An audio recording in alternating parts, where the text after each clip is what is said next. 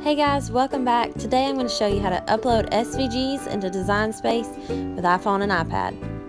I'm on my Etsy app and I found a design that I want to buy. I'll just check out with my PayPal, place my order,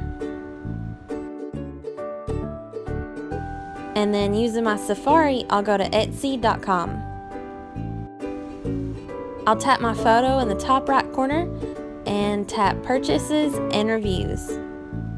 I'll tap the design that I just bought, then I'll scroll down a bit and tap Download Files. When you purchase designs from Etsy, they'll include different types of files, but we'll save the SVG because that's what our Cricuts read. Tap the Export button at the bottom of the page and then scroll to the right until you see Save to Files. And then I'm going to choose to save it in my Google Drive. I'll save it to the group folder, and now I'm going to open it up in Cricut Design Space.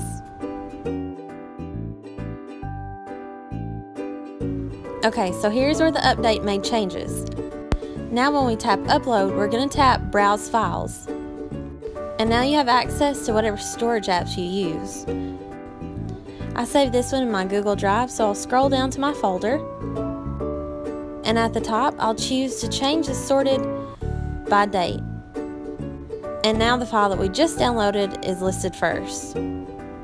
So because this is an SVG, all of the work has been completed for us. We just name our file and we'll save.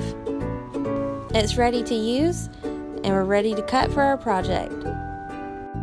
After you name and save, you can select your file. And now you have your SVG uploaded in Cricut Design Space. So thank you for watching. Give the video a like if it was helpful. Subscribe to my channel for more tutorials. And until next time, thank you.